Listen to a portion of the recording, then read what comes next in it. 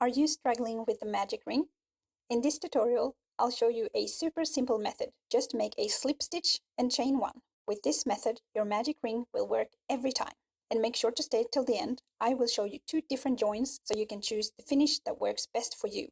Grab your yarn, make sure you have 15 to 20 centimeters, and wrap it around your middle finger and your ring finger.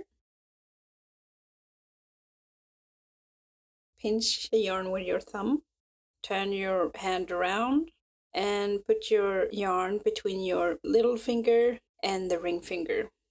Turn your hand around again and slide the yarn off your fingers while keep pinching the cross. Now grab your hook and insert into the loop. You can pull this yarn end a little bit to make it looser if you want. And now we're going to make a slip stitch. To make a slip stitch, just grab the yarn and pull it through the loop.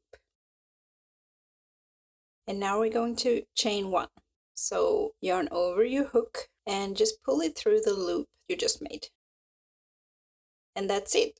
This is your magic ring or magic circle. Now we're going to crochet into the magic circle.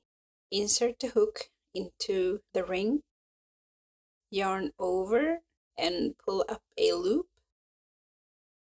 And now you can pull the yarn slightly if you want more room, and yarn over again and pull through both loops. And you made your first crochet stitch into the magic loop. Now I recommend placing a stitch marker so that you can easily find your first stitch.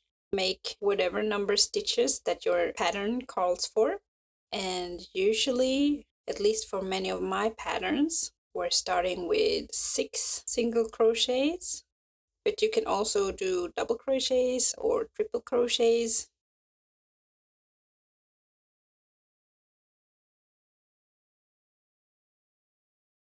And that's it. Now we're going to pull that yarn tail to close the ring. And make sure to double check that you have the right amount of stitches. 1, 2, 3, 4, 5, 6. And now we can easily find where we should start the next round. There's several different ways to join the first round in a magic ring. For example, crocheting in continuous rounds. It's just what it sounds like. Keep crocheting in the round.